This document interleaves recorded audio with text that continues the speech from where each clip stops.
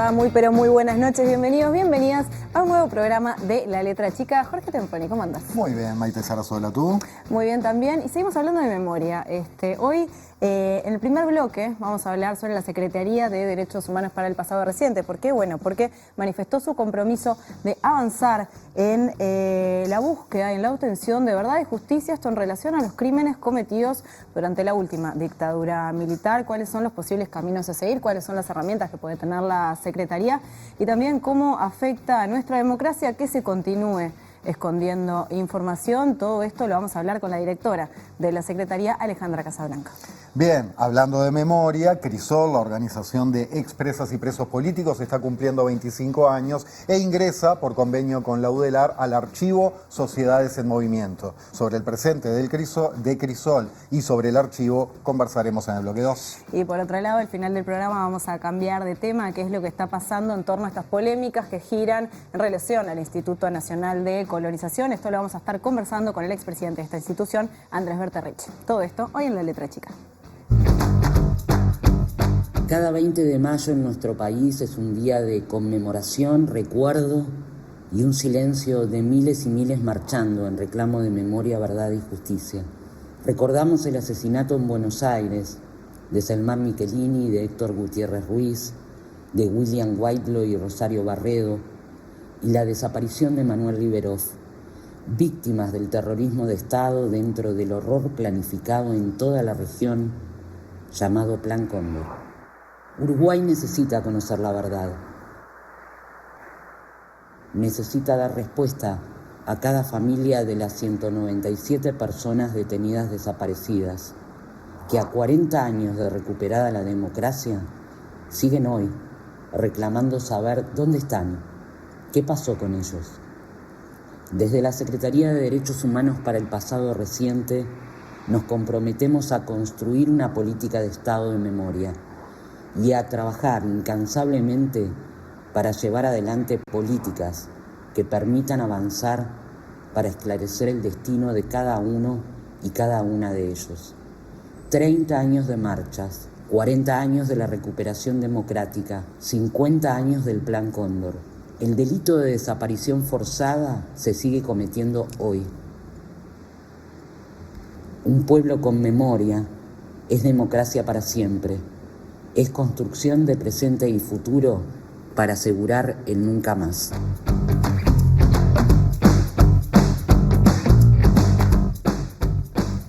Y les invitamos a que compartan con nosotros ventajas de hacer televisión en vivo, vuestros mensajes por escrito al WhatsApp para compartir a pie de pantalla 092-374-089. Bien, el miércoles pasado se presentaron los avances y lineamientos previstos para el actual periodo, desarrollados esto por la Secretaría de Derechos Humanos para el Pasado Reciente. Esta secretaría, recordemos, dependiente de Presidencia de la República. Vamos a hacer entonces en este bloque un repaso de lo que son estos objetivos y también los desafíos relacionados con el compromiso con la memoria, con la verdad y con la justicia, y eso lo vamos a hacer de la mano de la directora de esta secretaría, entonces, Alejandra Casablanca, a quien ya le damos las buenas noches. Hola, Casablanca, ¿cómo andas? Un gusto. Bueno, qué raro estar en tu casa. En mi casa, pero desde otro lugar. Así que gracias por la invitación. Ustedes saben que soy bastante reacia. Lo sabemos. A las entrevistas, pero bueno, no podía decir que sí a mi casa y a este programa que llevo en mi corazón desde el año 2020. Desde sus inicios. Sí. Gracias, Miguel. Alejandra, prioridades de gobierno. Y lo decías el otro día, el miércoles en la conferencia de prensa, una de las 63, comillas, agotar todas las instancias para la búsqueda de la verdad de los detenidos desaparecidos, cierra comillas. ¿Por dónde, en líneas generales, después iremos profundizando, pero por dónde se piensa transitar para llegar a ese objetivo? Y específicamente, ¿qué competencias y posibilidades reales tiene la secretaría que estás encabezando? Bueno, yo como no creo solo en posibilidades, pero es una cuestión personal. Cada vez que asumo algún tipo de responsabilidad, creo que nosotros lo que tenemos que hacer es trabajar silenciosamente, intentando al menos buscar esa verdad que los familiares están esperando desde hace 50 años, ¿no? Yo decía, en ese momento los 20 primeros años de democracia, los familiares no fueron recibidos por nuestros presidentes democráticos. Recién después de 20 años hay un comienzo como para tener en cuenta lo que significa la búsqueda. ¿Qué hace la Secretaría? Porque a veces no se sabe mucho. Bueno, la Secretaría tiene que intentar cumplir con este objetivo y en ese agotar todas las instancias, buscar archivos, intentar entrecruzar esos archivos para que los investigadores digan, bueno, esto puede llegar a dar un resultado, estar abierto a recibir cualquier tipo de información y denuncia. Ustedes recordarán, en el último gobierno del doctor Tabaré Vázquez se realizaron varias campañas en donde se hablaba de hacer incluso denuncias anónimas para poder buscar una verdad que aquellos que la tienen desde hace 50 años han dicho: no vamos a dar un solo mensaje que deje de convertir a un detenido desaparecido en una persona cuyos restos fueron encontrados en algún lugar. Nosotros hemos encontrado solo los restos de 8 uruguayos, pero no podemos estar 20 años excavando a ciegas o con muy poca información los batallones, ¿no? Porque si hacemos nada más que un dibujo de lo que es el batallón 14 y de lo que se ha podido excavar, no podemos como sociedad. 40 años de democracia ya constituida, todos los partidos en el gobierno, eso es muy importante, todos los partidos políticos. Creo que como sociedad nos debemos tener una verdad y darle respuesta a esas familias que están buscando a sus hijos, a sus padres, a sus compañeros. Y bueno, me parece que ese es el principio. Más allá de esta prioridad dentro de las 63 prioridades de gobierno, que esta es una, también hay un programa de gobierno que es muy claro en lo que se debe llevar adelante. Entonces no es solamente lo declarativo, porque si no, no tiene mucho sentido, ¿no? Yo, hablando con el presidente, le decía, si no me quedo en la producción periodística de la letra chica y a otra cosa, porque para no poder hacer, no tiene mucho sentido. Yo le agradezco al presidente la confianza. ¿Tuviste respaldo ahí entonces? Mucho respaldo. Le agradezco sobre todo la confianza frente a algunos lineamientos y algunas propuestas que llevé adelante en los 2 primeros meses silenciosamente para poder empezar a trabajar. Yo tuve más de 50 reuniones en estos 2 meses con integrantes, ni que hablar de gobierno, pero de la sociedad civil, en todos sus grupos, de la academia, de Montevideo y del interior, de la región, porque no nos olvidemos que un gran grupo de uruguayos y uruguayas detenidos desaparecieron en la República Argentina, entonces hay que también poder vincular determinadas... Un país que ha avanzado muchísimo también en materia de... Bueno, sí, ojalá tuviéramos un 15% del avance... Que hoy en día se encuentra en una situación bastante compleja, ya hablaremos de eso también. Sí, estamos muy preocupados, ya supongo que hablaremos, se conoció hace 24 horas, lo único que le faltaba por hacer era reducir el presupuesto para el Banco Nacional de Datos Genéticos y ya lo anunció. Para Uruguay es de una preocupación altísima, porque recordemos que el ADN de los familiares de nuestros detenidos desaparecidos están en el Banco de Datos Genéticos de la República Argentina en Córdoba. Y bueno, era parte de las políticas que venía manifestando el presidente Milei en relación a estos temas, y ahora creo que fueron 24 o 48 horas que se anunció lo del banco.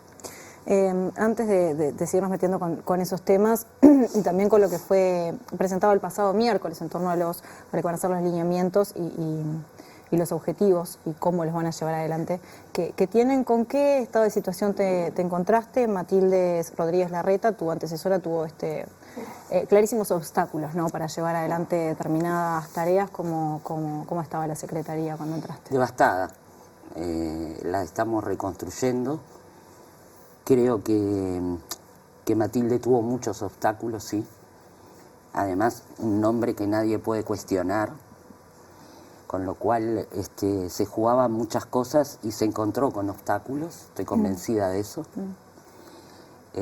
No voy a cargar las tintas sobre el trabajo que pudo o no pudo hacer Matilde. Sí sé que nosotros en estos 2 meses hemos intentado dar vuelta a esa secretaría con especificidades para algunos de los funcionarios. Yo suelo trabajar, ustedes lo saben, con los trabajadores que ya están en los equipos.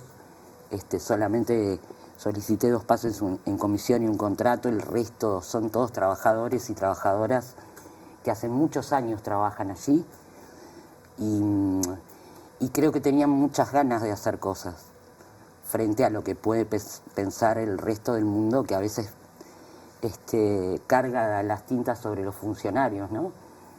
En este caso, funcionarios estatales. Pero bueno, hemos hecho algunos avances importantes a nivel de equipo, a nivel también de poder en breve reingresar a algunos de los archivos que quedaron por el camino allá por enero de 2020. Esa fue la última vez que se pudo ingresar a algún tipo de archivo. Y, entre otras cosas, dar respuesta a lo que el programa de gobierno del Frente Amplio indica en este sentido, ¿no? Hablando de archivos, y ahora que lo mencionas, ¿son 2 fundamentalmente los archivos? No, los archivos son muchos. ¿Pero en los que tienen más expectativas cifradas o bueno? No, queremos terminar 2, evidentemente, porque yo el otro día decía, ¿no? Me lo traje acá porque sabía que me ibas a preguntar eso, para no errarle. El archivo de la Dirección Nacional de Inteligencia, el Ministerio del Interior, empezó a partir de un convenio que se firmó con la Universidad de la República, con la Secretaría de Presidencia, en este caso la nuestra, y el Ministerio del Interior. Dentro de Humanidades empezaron a trabajar en el 2014, o sea, se firma este acuerdo y se empieza a trabajar. Esto es muy importante porque se pensaba digitalizar todo lo relacionado con el Departamento 3, la entrega de documentos originales.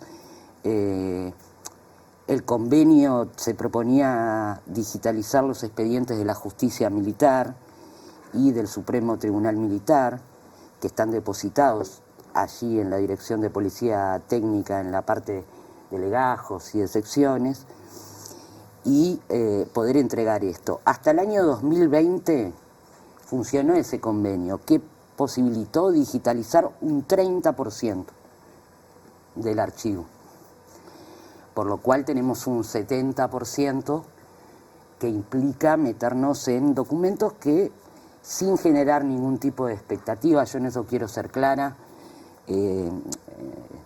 mi militancia en materia de derechos humanos no me permitiría otra cosa que ser lo más cauta posible y no generar expectativas en familias que esperan denodadamente por información.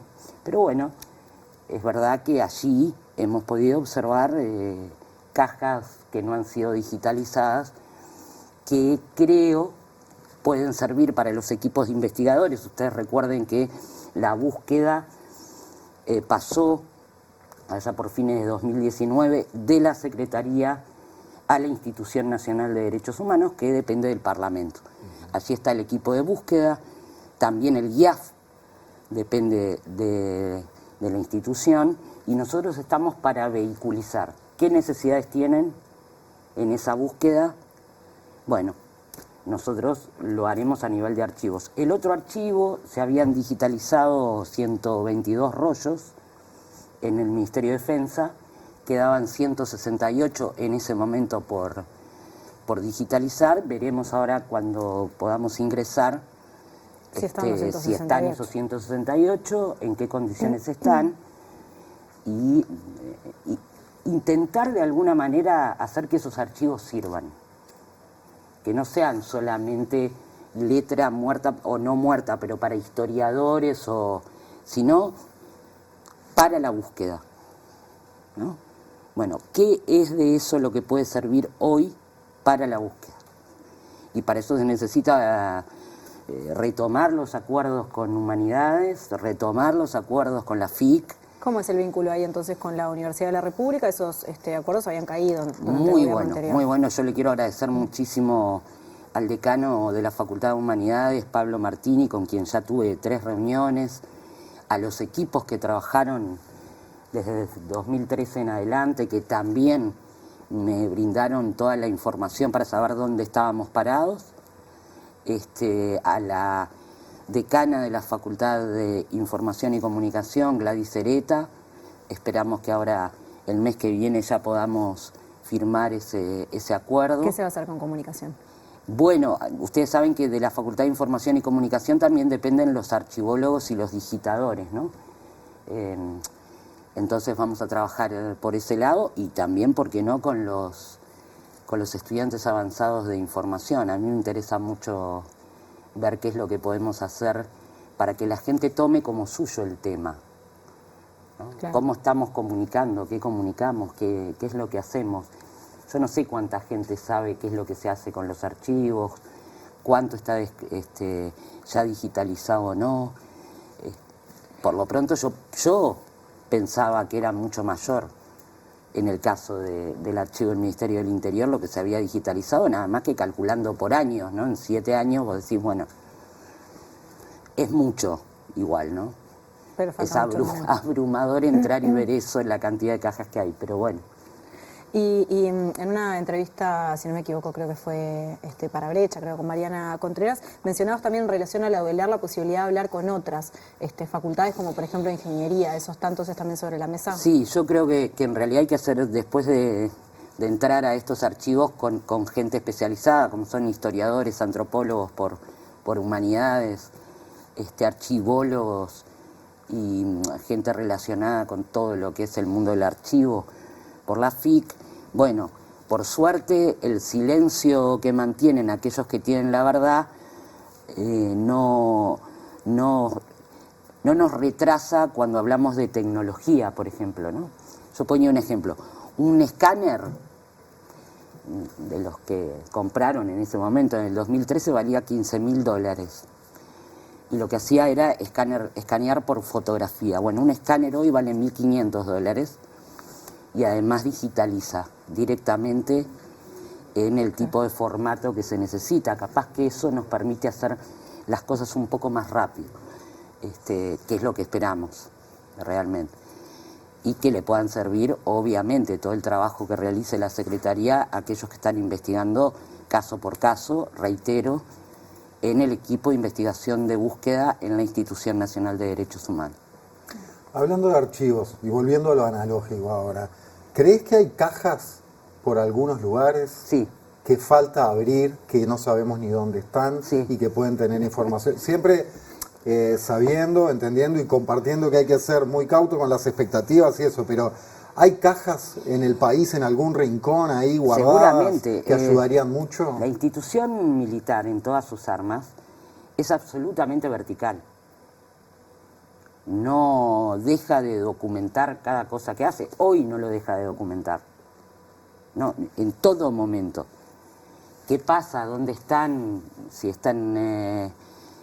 dicen, bueno, quizás se quemaron algunos, quizás desaparecieron otros. Yo creo que hay copia de todo. Personalmente lo creo. Más allá de que la otra copia estuviera en la casa, por ejemplo, de Castiglione y cuando se descubrió ese archivo, más allá de que... ¿Pero que están? Yo creo que sí. Ojalá podamos tener información, reitero, y aprovecho para pedirlo. Información anónima igual. Que en ese caso se comunican, por ejemplo, con la Secretaría. Con quien quieran. Brindarla. Pero brindar todo lo que nos pueda acercar a encontrar qué pasó con esos detenidos desaparecidos, dónde están y darle una respuesta a madres y familiares.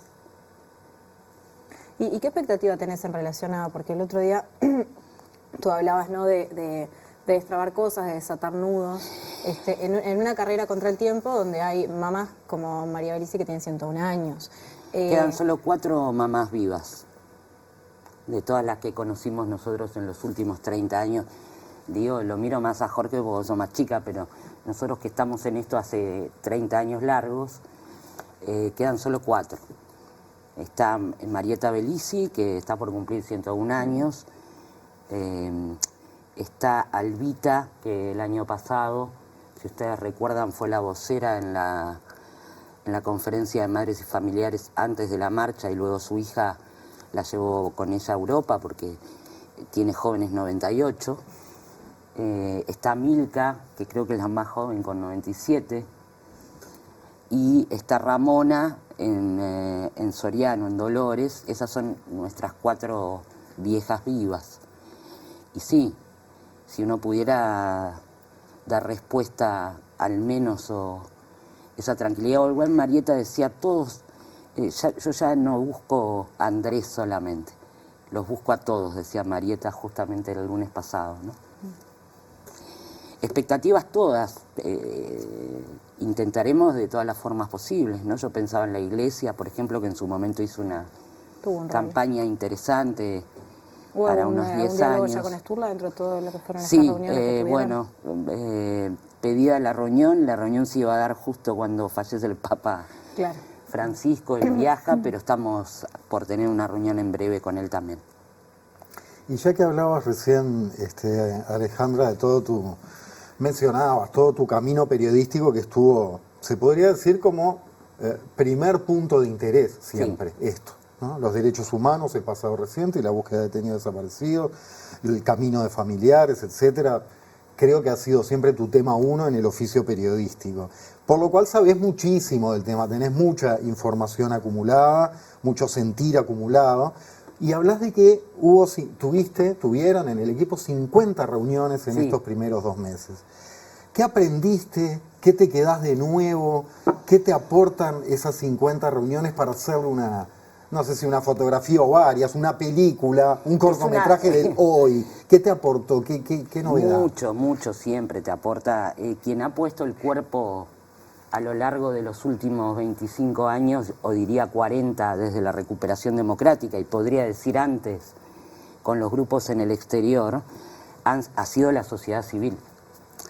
Entonces, por supuesto que es todo para aprender, absolutamente todo.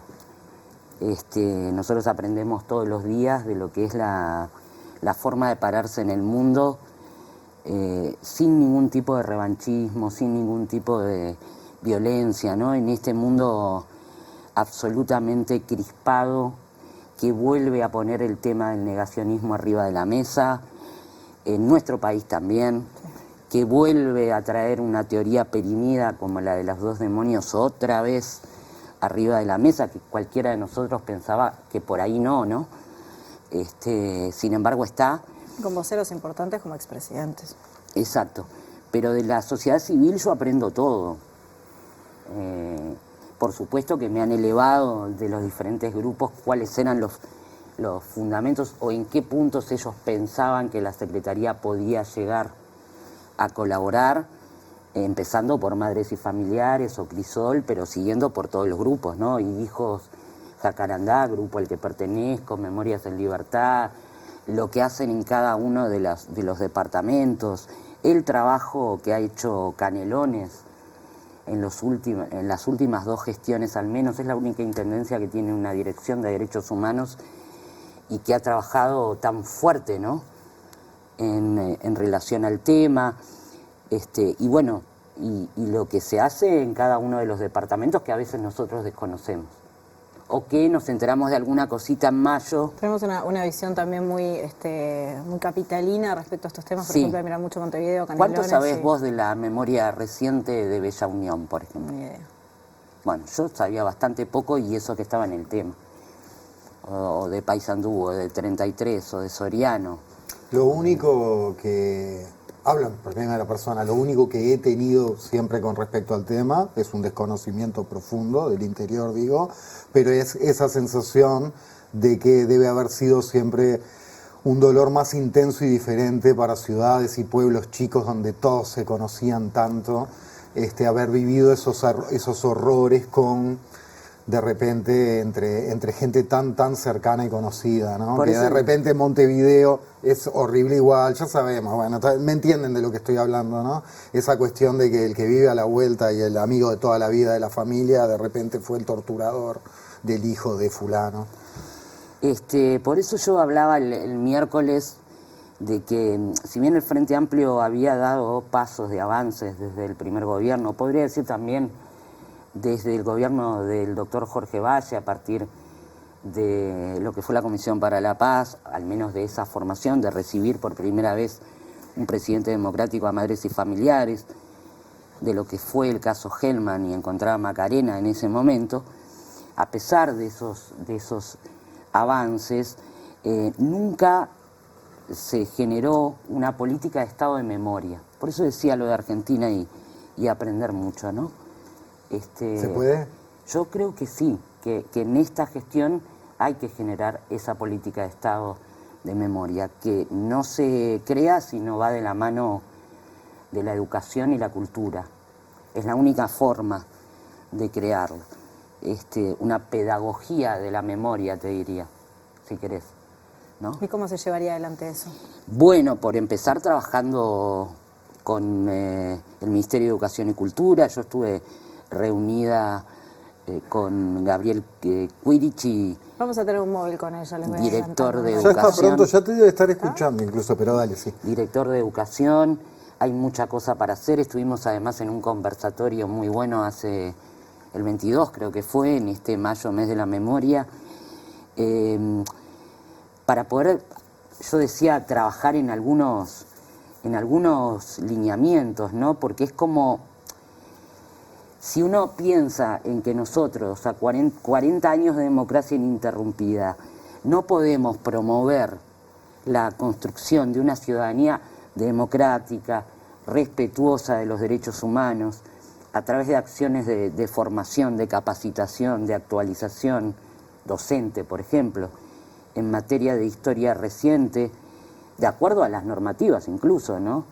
Y que pudieran actualizarse, es que no tiene mucho sentido, porque si no nos quedamos solo con lo que se realiza en mayo, como si el tema solamente fuera mayo. Entonces, yo creo que hay que incorporar una mirada integradora, ¿no? de lo que es el enfoque de derechos humanos en las políticas públicas de Estado y darle un marco pedagógico, ¿no? Eso de la pedagogía de la memoria. Y para eso tienen que estar y aprender, yo lo decía el otro día, nosotros tenemos que aprender de los docentes, no los docentes de nosotros. ¿Vamos para ahí, Maite, para hablar de educación? Sí, estamos ya en contacto con Sofía Adri, que se encuentra justamente con Gabriel Quirici, el director nacional de Educación, y recordemos también historiador. Buenas noches, ¿cómo estás? A ver si estamos en contacto. Buenas noches, compañeros, ¿cómo están? ¿Me escuchan? Te escuchamos perfecto, Sofía, Perfecto. muchas gracias. ¿Cómo Bienvenida, están? Estamos abrazo. con Gabriel Quirici, director nacional de Educación, aquí frente al mural de las muchachas de Abril, porque vamos a estar hablando con él, que además de ser director nacional de Educación, es profesor de Historia, y por eso mismo, y porque últimamente, aquí en el marco del Mes de la Memoria, han proliferado discursos negacionistas en cuanto a la memoria reciente, en cuanto a los detenidos desaparecidos.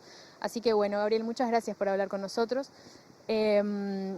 Contanos un poco sobre este fenómeno del negacionismo, particularmente en Uruguay, cómo ha ido evolucionando y cómo se encuentra en este sentido ahora. Bueno, buenas noches, un gusto, saludos también a todo el equipo y a los televidentes. Creo que es un tema interesante de conversar, esta cuestión de quienes, por diferentes razones, no quieren que se converse, se hable del pasado, y a veces lo hacen desde una postura, bueno, a nivel regional, un tanto fanática, ¿no? Como decir que de esto no se puede hablar, o planteando que hay mentiras, desde una postura justamente que lo que no hace es tratar de conocer la verdad, sino negar la conversación, ¿no? Y eso tiene que ver, creo yo, con una postura con respecto al conocimiento, a la democratización de la cultura, que es la postura autoritaria, ¿no? El negacionismo supone que hay una verdad última donde no habría que explorar lo que pasó, o por tanto lo que pasó fue algo propio de una guerra justificada, o las violencias están exageradas, o fue válido combatir al comunismo. Hubo todo un planteo a nivel regional, por ejemplo, donde casos conocidos como blogueros internacionales promovieron desde Brasil, Miami, bueno, también en la región, ¿no? Con apoyo de organizaciones a veces de corte, llamémosle filosófico, ¿no? La idea de que hablar de los detenidos desaparecidos era como la nueva forma del comunismo, hablar de, bueno, esa versión de la ideología de género también era como un peligro, una nueva batalla cultural, todos unos conceptos que lo que han hecho en realidad es generar ruido y poca claridad para la difusión de la historia, para la educación, para la formación. Entonces, bueno, nosotros creo que tanto en las clases, bueno, como ahora en el rol que nos toca de Director Nacional de Educación, lo que hay que promover es la profundización de la enseñanza con criterios históricos, con pedagogía laica que supone la posibilidad de conocer diferentes miradas y sustentarlas en las investigaciones, en los trabajos de los colectivos, de la memoria, de los protagonistas y también de lo que la ciencia nos da, porque pongamos un ejemplo muy cortito, ¿no? Pero cuando se decía que no habían existido casos de desapariciones de niños en Uruguay, no hace tanto, hasta comienzos de este siglo XXI, bueno, las muestras de ADN, los rastros, las investigaciones de periodistas, de colectivos sociales, de activistas, hasta del poeta Hellman, ¿no? Lograron recuperar a Macarena. Entonces, la posibilidad de trabajar estos temas es muy importante de cara a una convivencia democrática más sana. Y yo insisto que esto no es un tema partidario, ¿no? Porque nosotros, desde la ley de Jorge Valle, cuando se creó la Comisión para la Paz, se estableció como un mandato para la sociedad educar en los temas de historia reciente, del pasado reciente. No es un tema donde no se pueda saber lo que pasó. Al revés, se sigue investigando, se sigue sabiendo, y es muy sano para una sociedad que las y los jóvenes conozcan por qué una democracia entró en crisis, qué elementos de aquella convivencia económicos, sociales, políticos llevaron a eso, y no negarlo como que no pasó, que lo que pasó está, sino la forma de conocerlo es una forma de hacer más democracia. No sé, más educación en derechos humanos es más democracia. Está bueno, sí, esto que mencionás, ¿no? Desde tu nuevo rol como Director Nacional de Educación, ¿qué medidas concretas o qué líneas concretas van a estar tratando para tratar este tema justamente? Bueno, nosotros recientemente en la Semana de la Marcha, en este mes de la memoria, desde el programa de Educación en Derechos Humanos del área de Innovación Educativa, organizamos un conversatorio en la Biblioteca Nacional donde participaron, bueno, la Secretaría de Derechos Humanos, la Secretaría del Pasado Reciente, SERPAG, participaron diferentes organizaciones, fue muy interesante porque conversar de estos temas, un poco volviendo al anterior, ¿no? Conversar en el sentido de aportar información, de dialogar y no tener una mirada única. La democracia nos habilita la pluralidad compartida con base científica y humanista. Entonces, esa es una clave muy importante para tratar de desplegar, por ejemplo, en este conversatorio, surgió muy fuerte la idea de promover alguna suerte de espacio de encuentro y reflexión en homenaje y en... Esto suena raro en un estado laico, pero lo digo para comprenderlo en sentido filosófico. Por ejemplo, bajo el paraguas de Luis Pérez Aguirre, ¿no? Es decir, generar, bueno, una de las que compartió con nosotros allá en Serpag, leyó una cita espectacular de Luis Pérez Aguirre sobre cómo educar en estos temas. Que educar no es simplemente generar una visión de buenos y malos. Educar es tratar de recuperar la capacidad, lo decía así literal, ¿no?, de hacer vulnerables al amor a las personas ante estos temas. Porque estos temas no son temas de contar ganadores y perdedores, son temas de entender la convivencia. Entonces, bueno, una perspectiva podría ser esa, ¿no? Impulsar una cátedra Luis Pérez Aguirre abierta, plural, diversa, porque además eso permitiría que diferentes colectivos, como acá tenemos un mural de Crisol, ¿no? Vinculado a todas las personas que sufrieron la prisión, la violencia del terrorismo de Estado. Pero también tenemos colectivos religiosos, colectivos sindicales, colectivos de los barrios, ¿no? Donde además de la educación oficial, es importante que esto se converse. Y hay que conversarlo, también lo planteaba una compañera, ¿no? Teniendo en cuenta que los derechos humanos no son una bandera político-partidaria. Esto que pasó con Nacional hace muy poquito, ¿no? Que ha ocurrido muchas veces. No, los derechos humanos son una perspectiva de construcción democrática. Entonces también trabajar con los equipos de fútbol, trabajar con las y los docentes, impulsándolo a que esto sea parte de la currícula a nivel transversal, ¿no? Y garantizando, yo esto lo quiero decir muy enfáticamente, ¿no? Que esto es parte de la laicidad. No va en contra de la laicidad. La laicidad en Uruguay, que ha sido una construcción de larga data, ¿no? Viene desde Varela, pero tiene figuras emblemáticas y como Reina Reyes, por ejemplo, ¿no? Lo que plantea justamente es que el ámbito de la escuela, del liceo, de la UTU, es el lugar en donde las y los jóvenes pueden conocer aquello que quizás hoy en día, por ejemplo, las redes sociales nos generan esas burbujas de conocimiento, ¿no? Conocimiento a veces, ¿no? Pero es decir, el algoritmo te tira o lo que más te genera rechazo o lo que te da un confort en tu saber. Entonces, de repente, chiquilines que están en ciertos ámbitos de esto, del pasado reciente, tienen algunas miradas. El rol de la escuela, del liceo, de la universidad. Nosotros nos pasó en los 50 años de golpe en la FIC, que trabajábamos el tema en primer año y muchos nos decían, es la primera vez que lo vemos.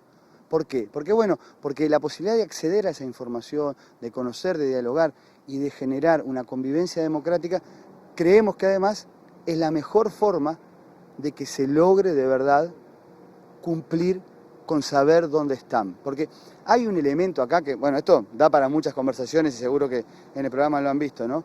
Pero las condiciones sociales, culturales del país para que se abran las puertas de la verdad, también requieren que se deje de ver como un tema de tribuna.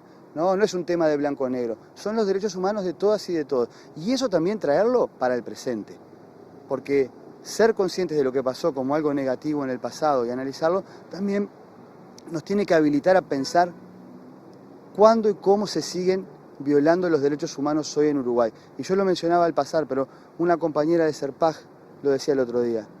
Este tema lo tenemos que trabajar al mismo tiempo que trabajamos la sensibilización sobre el problema carcelario. En Uruguay tenemos más de 15.000, ya estamos en 16.000 jóvenes, varones, pobres en su mayoría, y ahora mucho más mujeres por todos estos cambios que hubo en la LUC, que sufren una destrucción de su dignidad por factores que tienen que ver con el mundo del delito. Entonces, tenemos que sensibilizarnos para trabajar esto, porque también lo digo con mucho cuidado y con la experiencia del aula, ¿no? Nosotros en la clase tenemos también muchas y muchos chiquilines que tienen cercanía en su familia con el entorno del mundo carcelario. Entonces, no puede ser que la sociedad normalice que se violaron y siguen impunes los derechos humanos y que se siguen violando. Entonces, creo que hay una parte como de sustantiva construcción democrática en trabajar esto y de avisarle a las y los negacionistas que están equivocados doblemente. Primero porque no tienen razón verídica, ni historiográfica, ni científica. Pero además no tienen razón en el tema de qué miedo tienen de saber la verdad. Al revés, se puede conversar, incluso, yo siempre digo lo mismo, la historia permite hasta comprender las peores acciones de algunos colectivos por motivos de miedo, guerra fría cultural. Se puede saber por qué pasó, pero es importante de cara al futuro dialogar y, generar un ámbito de concordia nacional, pero con verdad y con educación. Bueno, Gabriel, muchísimas gracias por hablar con nosotros. Allí teníamos la palabra de Gabriel Quirichi, director nacional de educación y también profesor de historia. Y nos estaba contando en calidad de profesor de historia sobre la proliferación de estos discursos negacionistas que han ido apareciendo. Muchas gracias, compañeros. Volvemos a estudios. Gracias a vos, Alejandra. Dijo mucha cosa, Quirichi, sobre esto, lo que quieras comentar. Bueno, estuvimos trabajando en ese conversatorio, lo que dijo Madelón de Serpaj era impresionante además. ¿Ustedes sabían que el único país de Latinoamérica que no tiene una cátedra Luis Pérez Aguirre es Uruguay? Yo no lo sabía tampoco y celebro que Gabriel haya planteado el hecho de, generar una cátedra de Derechos Humanos en nuestra Universidad de la República o en donde fuere, bajo la premisa de Perico, y de lo que ha significado no solo para nuestro país, sino al punto que el resto de los países latinoamericanos las tienen en sus universidades públicas. Nos enteramos ahí, yo al menos. Bueno, Gabriel habló mucho de lo que es la base de la construcción de una política de Estado de memoria. La política de Estado de memoria no tiene ojos en la nuca. Lo que hace es construir presente y futuro, porque lo que asegura es el nunca más y la no reiteración de la aberración, de la violación de los derechos humanos. Eso es lo que hace cualquier política de Estado de memoria. Yo pensaba en esto de Argentina, ¿no? Y pensaba el 24 de marzo pasado. No importa los no y los discursos negacionistas. Desde un pueblito de Salta al norte hasta Tierra del Fuego, o de los 2 millones de personas que caminamos, yo tuve el privilegio de estar ahí, en ese día, que es el Día de la Memoria, un feriado nacional para que la gente se encuentre y respalde una política de memoria, le están diciendo al gobierno que sea, no vamos a retroceder en este tema. Y así se construye memoria. ¿Y qué rol juega esta memoria en la protección de la democracia, en el entendido también de que el domingo pasado recibíamos a 4 hijos de detenidos desaparecidos en Argentina, integrantes y Maravilloso, vi la entrevista y después vi gracias. el video, la película. La película es buenísima. Ayer no la podía ver, así que pedí el video para Tiempos que me lo mandara. circulares. Tiempos circulares, esos integrantes y fundadores de Hijos, y hablando sobre la cuestión del negacionismo, algo que me pareció muy interesante que dijeron, fue que, ojo, que no solo hay negacionismo, hay una reivindicación del uso del Estado para determinados fines, hay una reivindicación del terrorismo de Estado. El problema es que la palabra terrorismo de Estado o el concepto terrorismo de Estado se bastardea mucho y se utiliza poco en lo que significa, ¿no? O sea, cuando uno habla de la teoría de los 2 demonios, cuando uno empieza a escuchar nuevos teóricos de la derecha que señalan determinadas situaciones que vos decís, pero ¿cómo podemos estar discutiendo esto de nuevo? Y cuando uno ve cómo se responde algunas situaciones que se generan, por suerte, no en nuestro país, más allá de los discursos de odio. Voy a poner algo tan simple como cualquiera de nosotros mirando lo que pasa los miércoles cuando caminan los jubilados en Argentina. Bueno, nosotros tenemos que aprender a decir otra vez esto no. No. Nuestra sociedad está profundamente preparada para tener 1000 problemas que vendrán además y que serán distintos, ¿no? Yo pensaba dentro de 5 años, ¿de qué trabajaremos nosotros en este mundo que se reconvierte? ¿Cómo será el periodismo? ¿Cómo será? ¿No? Ahora, pensar que se puede justificar el terrorismo de Estado es retroceder prácticamente a 50 años para atrás, 60 años para atrás. Y no se puede dar eso, ¿no? Pero bueno, yo les quería contar también otras cosas que tienen que ver con la Secretaría, porque nosotros también somos como un catalizador.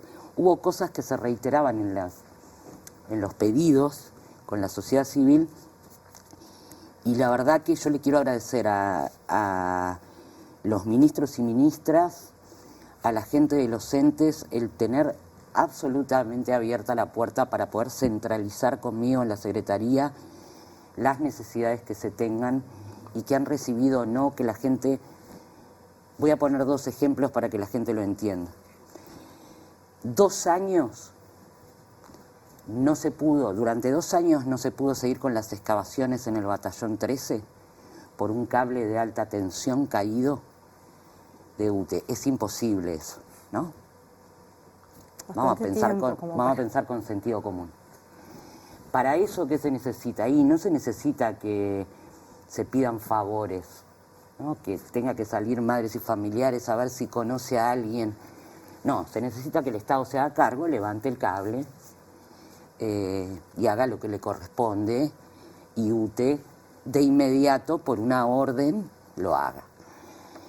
Podría poner ese ejemplo, podría poner otros, que que agradezco profundamente a la ministra de Transporte y Obras Públicas también, y si se necesitan más retroexcavadoras, y si se necesitan determinar, bueno, este gobierno ha sido meridianamente claro en cuanto a su definición de lo que implica extremar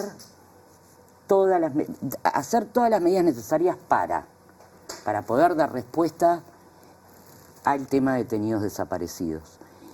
Y además ha dado lineamientos en su programa de gobierno muy claros que responden no solo a la búsqueda, que es lo principal, sino a otros, ¿no? Revisar las leyes reparatorias. Ustedes van a estar con Crisol ahora. Sí. De las víctimas de la actuación ilegítima del Estado. Esto incluye situaciones que no fueron contempladas o que no fueron reparadas debidamente.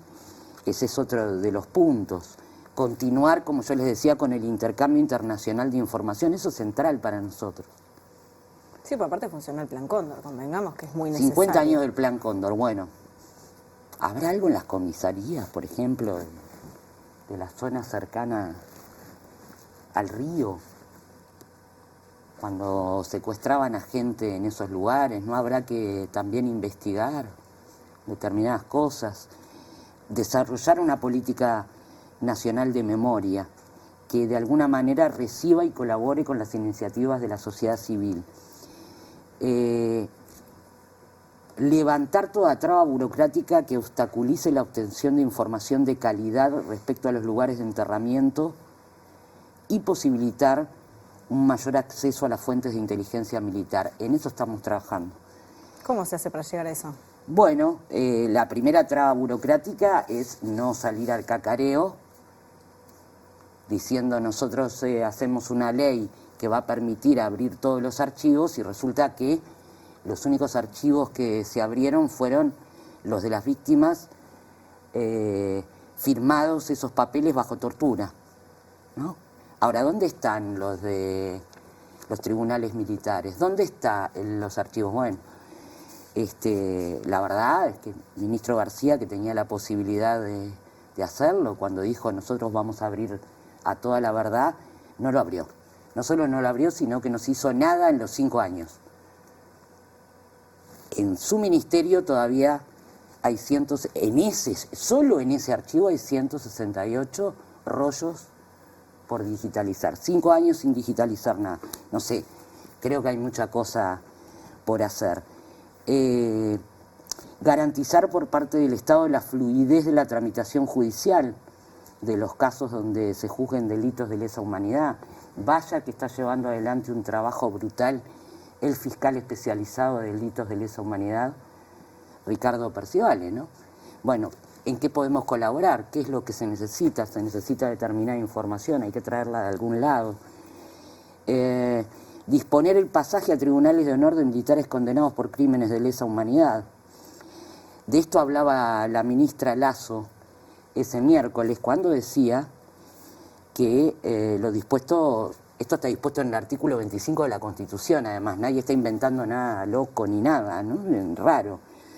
Simplemente hay que establecer los mecanismos para que no continúen, por ejemplo, con el cobro de las jubilaciones, los condenados como los prófugos de la justicia. Yo tengo acá, se las iba a dejar por si en algún momento hacen algún trabajo sobre este. Este es el listado de los militares procesados o condenados, ¿no? 117, creo que ahora condenaron la semana pasada a alguien más.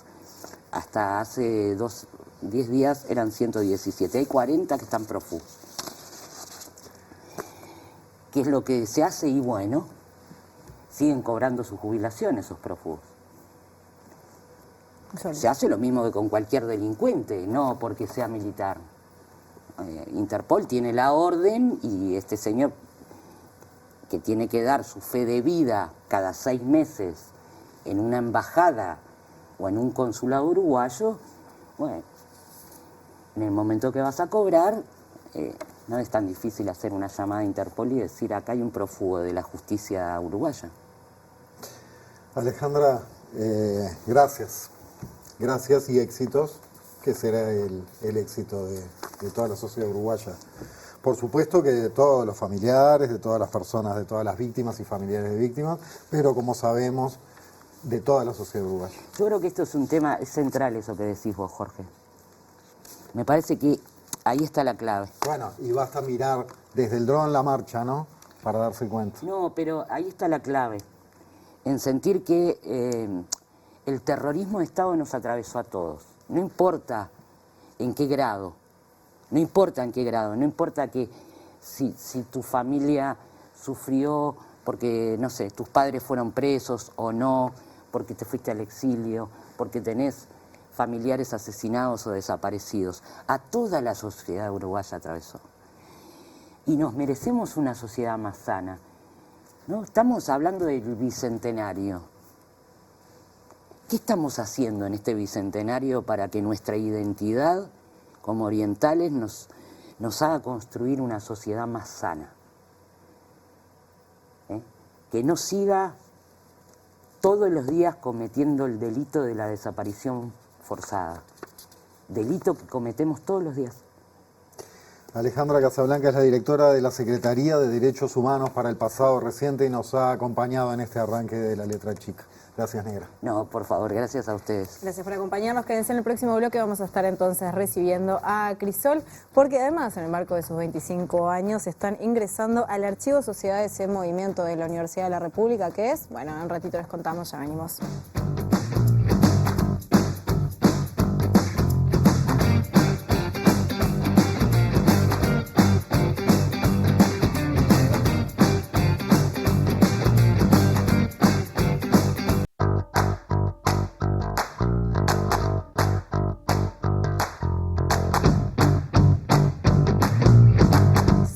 Casmu. Afiliate llamando al 1444 o en casmu.com.uy. Casmu, nos une la vida. Segundo bloque de La Letra Chica, continuamos y a mí me toca darle la bienvenida a dos invitados muy especiales. Por un lado, ya le doy las buenas noches a Valdemar Taroco, quien fue expreso político, es integrante de Crisol, esta asociación que nuclea a expresos políticos de Uruguay. Valdemar, buenas noches y gracias por estar. Buenas noches, muchas gracias por la invitación. Gracias por venir. Y Nidia López, militante social y expresa durante la dictadura. Recordemos, ambos eran militantes del MLN cuando fueron detenidos una noche de mayo de 1974, hace 51 años. Gracias por estar, Nidia, a ti también. Gracias. Bienvenida. A ustedes. Bueno, yo voy a estar conversando con ustedes, pero antes le damos la bienvenida al tercer invitado de este bloque. Sí, porque Diego Sempol es investigador del Departamento de Ciencia Política de la Facultad de Ciencias Sociales y coordinador, aquí el kit de la cuestión para la charla de esta noche, del ASM, Archivo Sociedades en Movimiento. Diego, bienvenido. Gracias por la invitación. ¿Por qué la combinación de Crisol y de este archivo? Porque en el marco de la celebración de 25 años de Crisol, que se celebra en junio, se firmó un acuerdo con la Facultad de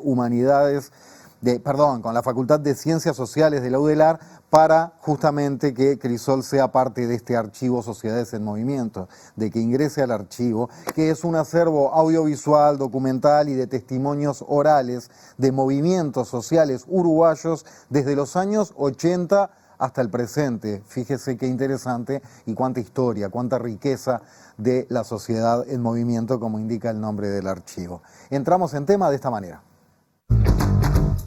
Sociedades en Movimiento, un archivo que está trabajando en la Universidad de la República desde el año 2019, que tiene características especiales. Ya el nombre lo indica, ¿no? Esto de tomar piezas de, por ejemplo, todos los movimientos sociales del 80 para acá. 65.000 piezas, eso es lo que tienen ahora, lo que han recolectado, también con el aporte fuerte de la sociedad civil, porque es de ahí donde se encuentra parte de todo este acervo. Estamos hablando de cómo se ha vivido o cómo se ha hecho historia, porque eso es parte de la gracia de esto, cómo se ha hecho historia con los movimientos sociales y lo que cada uno tiene en su casa conforman esos archivos que han sido digitalizados y que además lo más importante es que están dispuestos al público. ¿Por qué es tan importante comunicar la memoria?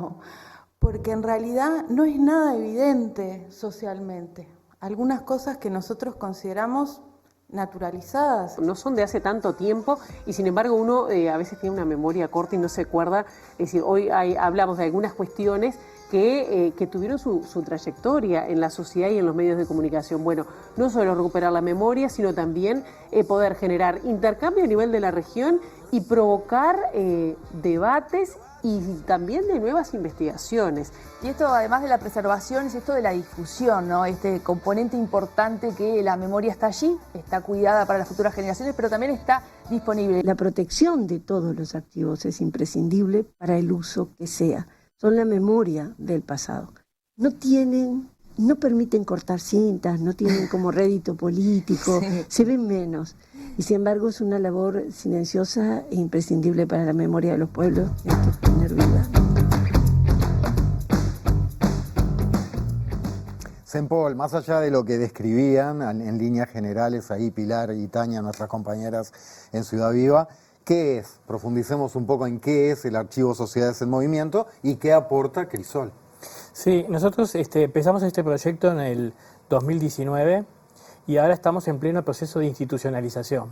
Y participan Facultad de Ciencias Sociales, Facultad de Humanidades, el Centro de Estudios Interdisciplinarios y Facultad de Artes. Y además ahora más recientemente se integró también Extensión, porque nos estamos como de alguna forma institucionalizando como un programa integral temático. ¿Qué es lo que hace el archivo? Nosotros lo que observábamos como investigadores o como activistas o como ciudadanos en general era que en nuestro país, dada la centralidad que tienen los partidos políticos, se ha prestado muy poca atención a los aportes que han generado los movimientos sociales en los procesos de transformación social. Entonces, la idea de generar un archivo sobre los movimientos sociales buscaba de alguna forma resolver el problema, empezar a generar una acumulación de información que permita la investigación, el trabajo histórico, el trabajo sociológico y además la recuperación de la memoria de estas organizaciones.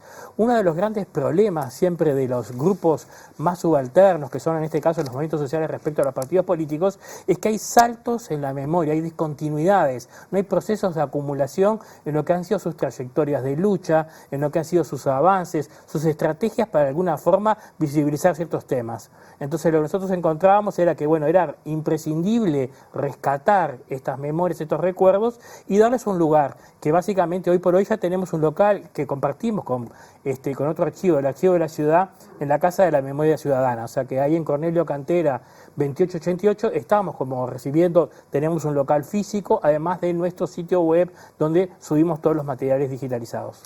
Ahora que decías estamos recibiendo, dentro de un rato profundizamos en esta cuestión también de que es de puertas abiertas para recibir materiales, sí, además de recibir consultas. Nidia Valdemar, ¿qué significa para ustedes que Crisol entre en este archivo?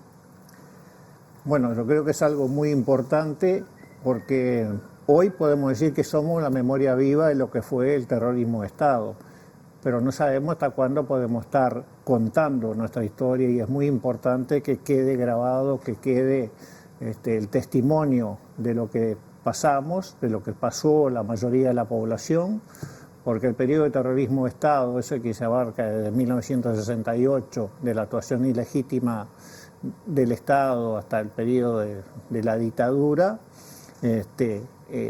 no quedamos muchos, digamos, ¿no? Hablando en términos general de ese terrorismo que sufrió la gran mayoría de la población, porque no fuimos solo los que tuvimos presos, fue la mayoría de la población, muy pocos se beneficiaron de eso, ¿no? Y eso hay que saber. Crisol ha trabajado mucho estos años, un montón de actividades, de haber surgido como organización de solidaridad se fue transformando y hoy es una organización de derechos humanos muy propositiva y que tiene mucho para aportar de lo que fue el terrorismo de Estado, ¿no? Mira, ¿tú cómo sentiste que justamente que lo llamaran para formar parte a Crisol de un archivo que tiene que ver con organizaciones que han sido motores del cambio social, ¿no? Bueno, para nosotros fue una muy buena noticia, en el sentido de que es la primera vez que existe una iniciativa de este tipo, de tener el registro, de tener la historia de las organizaciones sociales que venimos peleando, bregando por todos los temas que tienen que ver con la memoria, que tienen que ver con la justicia, con las libertades, pero fundamentalmente con la memoria del pasado reciente y de la lucha contra la impunidad. ¿Cómo ha sido el proceso? Es re importante, me parece a mí, que haya ese contar la historia desde un principio, porque así como la realidad fue cambiando y se fue modificando también la forma en que Crisol fue logrando nuevas herramientas para actuar, para luchar, para reclamar, para presentar iniciativas. Y yo creo que en ese sentido yo agradezco muchísimo a la universidad, con la que siempre contamos, ¿no? Pero en este caso puntualmente yo creo que es una iniciativa muy original y muy buena. Dentro de lo que han sido algunos de los reclamos que tienen varios, ¿no? Históricos de Crisol, recordemos que el 14 de marzo pasado conmemoraron los 40 años de la liberación de los últimos presos y presas políticas de Uruguay. En ese sentido, el 14 de marzo del 85, recordemos, fueron liberados los últimos 47. La bancada de diputados del Frente Amplio, en ese marco, envió un proyecto de ley para que se declare el 14 de marzo como Día del Expreso Político. ¿Cómo valoran esta iniciativa desde Crisol? Sí, nosotros estamos planteando que el 14 de marzo sea el día de la y del expreso político en el Uruguay, sí. ¿No? Si bien fue el 14 de marzo que salieron los últimos compañeros, la gran salida fue el 10 de marzo desde el penal de Libertad. Como decimos, el pueblo fue el que nos sacó de ahí. Y quedaron algunos compañeros hasta el 14 de marzo que fueron liberados desde jefatura, ¿no? Es muy importante que se vayan marcando esas fechas, ¿no? Así también como el 27 de junio, como fecha del golpe de Estado, que se le da muy poca importancia en este país y debería ser una fecha como lo conmemoran los argentinos, por ejemplo, ¿no? La fecha del golpe. Para nosotros es muy importante que se vayan dando sentido y fuerza a esas fechas, ¿no? ¿Miriam? Sí, yo creo que sí que es fundamental que se resalten, porque las fechas puntuales de alguna manera nos ayudan cada año también a remover la memoria. Es un puntapié para hablar de, ¿no? A impulsar diferentes temas. Así como en su momento empezamos el 20 de mayo la marcha, ¿no? De madres y familiares, ahora ya seguimos con mayo, mes de la memoria, pero también muchos tenemos presente que la memoria y la acción de la impunidad es todos los días, así como decimos que cada día se sigue cometiendo ese delito de lesa humanidad que es la desaparición forzada. Entonces, bueno, como que con las fechas puntuales vamos avanzando también en más democracia, también en lograr ejercer la memoria de esa manera, ¿no? Practicándola. ¿Y por qué no cuadró antes que saliera? ¿Alguna razón? Bueno, razones parlamentarias. Nosotros nos hubiera gustado mucho que hubiera salido antes, sí, pero como también el tema del 27 de junio, ¿no? Pero no lo pudimos, o sea, nosotros insistimos, pedimos, reclamamos, pedimos entrevistas, pero bueno, no siempre se dan las condiciones, me parece, para conseguir esos objetivos. Pero seguimos caminando siempre. Eso es importante. El énfasis del Archivo Sociedades en Movimiento ha estado en 3 movimientos en particular: el feminista, el afrodescendiente y el de la diversidad sexual. Por supuesto que hay mucho material ahí adentro, pero a primer golpe de vista, si te apuro ahora con la pregunta, ¿qué destacarías de esos materiales? ¿Qué destacarías de la relación entre esos materiales y nuestro camino como sociedad? Bueno, dentro del archivo feminista hay todo un fondo documental que para mí es como clave. ¿Por qué? Porque la historia del feminismo ha sido escrita recientemente, de los años 80 para acá, era como un gran agujero que había, pero buena parte de la documentación sigue estando en la casa de ex militantes feministas de aquella época. Entonces, uno de los fondos más importantes de documentación tiene que ver con esto, con los años 80 y 90, que tienen documentación de las organizaciones que había en ese momento, la relación que había entre esas organizaciones y los partidos políticos. Hay notas específicas de quién asistían a las reuniones, síntesis de las cosas que se discutían. O sea que es un material súper útil para de alguna forma generar toda una investigación o líneas de interpretación nuevas. Y con respecto a los afrodescendientes, para mí hay varios fondos también. Nosotros ahora iniciamos un proyecto que es con la Casa de la Cultura Afro-Uruguaya, nos está financiando la Universidad de California para poder hacer digitalización también de la historia de esta organización, de esta casa y de todos los materiales que tienen. O sea, hemos tratado de ir avanzando de a poco con las diferentes agendas y este año nuestro objetivo central era empezar a desembarcar en el trabajo con las organizaciones de derechos humanos. En abril, Serpag nos donó casi todo su fondo documental. Serpag tuvo que trasladar su local histórico en Requena, lo tuvieron que cerrar, lo tuvieron que vender, y entonces tenían un problema de que toda esta documentación hacia dónde iba a ir. Y nosotros recibimos más de 100 cajas donde aparece la documentación de lo que fue el origen de la organización, toda la elaboración del informe Nunca Más, todo lo que fue el proceso de los 90 a nivel internacional y la conformación de información sobre la participación de generales en los procesos de represión, lo que fue la Comisión para la Paz, todos los informes que tienen que ver con la situación de denuncia de la violación de los derechos humanos en la cárcel en el siglo XXI. O sea que se puede seguir todo, rastrear claramente toda la historia de Serpag a partir de este fondo, que recién estamos empezando a procesar, tenemos que limpiar, tenemos que describirlo y después lo vamos a poner disponibilizar al público en general. Pero me parece que un poco la idea de este año y del que viene, y capaz que el siguiente también, va a ser centrarnos en los movimientos de derechos humanos y tratar de alguna forma de ir capturando diferentes actores. Por eso Crisol nos parecía un actor clave, que hasta ahora no había sido ni siquiera mapeado, por más que en Uruguay la forma de represión que tuvo el terrorismo de Estado fue la prisión política. A diferencia de Argentina, donde el modelo que se priorizó fue el de la figura del detenido desaparecido, en nuestro país lo que se privilegió, y por eso tuvimos la tasa más alta de presos políticos en relación con la población con respecto a toda América Latina, fue la prisión política. Y esto casi no ha sido trabajado. La prisión política no ha sido muy trabajada, un poco más en el fenómeno de las mujeres, las presas políticas, no tanto en el caso de los varones, y casi no se ha hecho nada con respecto al propio asociacionismo de los expresos y presas. Entonces nuestro interés era por eso empezar con Crisol y empezar en estos 25 años a mapear la historia de esta organización y ver de alguna forma los procesos en los que fueron instalando diferentes demandas y diferentes reclamos a la sociedad. Y en cuanto a la lucha de los colectivos por la diversidad sexual, ¿qué destacás de esos materiales? Y de ahí tenemos el fondo de Fernando Frontán, que es un gran acopiador de información. Él fue un militante que empezó en el año 94 y que estuvo en varias organizaciones, y en ese momento inició todo un proceso de rastreo, de documentación de la primera organización uruguaya que fue Scorpio, que se fundó en el año 84. Entonces el fondo de él tiene una diversidad de materiales también muy importante y muy útil para hacer toda la historia del movimiento en general. Y después lo otro que destacamos, nosotros tenemos un archivo de historia oral.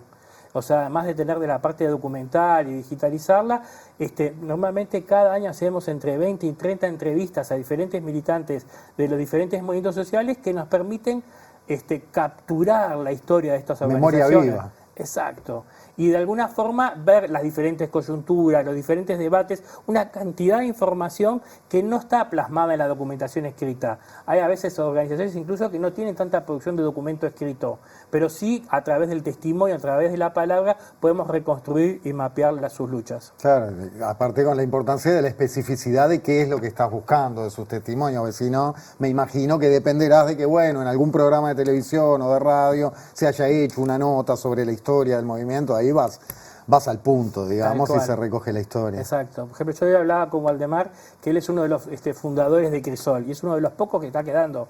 Entonces, la importancia de capturar ese testimonio, porque para la posteridad, y que de alguna forma cuando hagamos la entrevista, vamos a tener la posibilidad de acceder a una cantidad de información del proceso de por qué surgió la necesidad de construir Crisol como organización en determinado momento de la historia de nuestro país. Un apunte nada más por el interés que puedan tener las y los televidentes. En la medida que van digitalizando, ya lo van colgando y está todo a disposición. Exacto, sí, Bien. sí, no, es libre el acceso. Bien, busquen entonces archivos Sociedades en Movimiento y encuentran.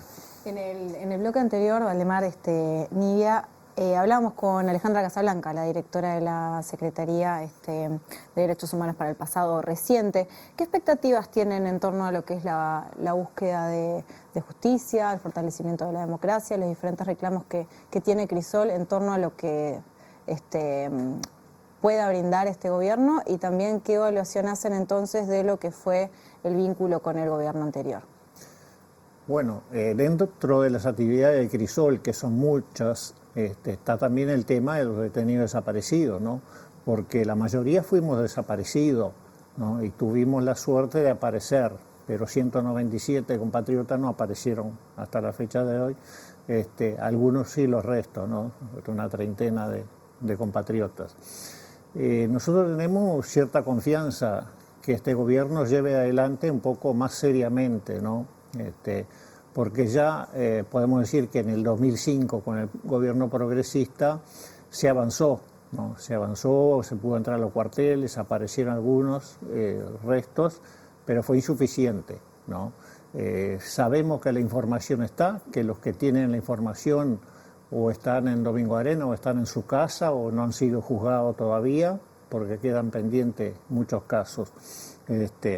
Pero es de las cosas que ha impulsado Crisol, como las denuncias, las causas. La primera causa colectiva fue la causa Boisolanza, en la cual integramos, que fue en el 2010.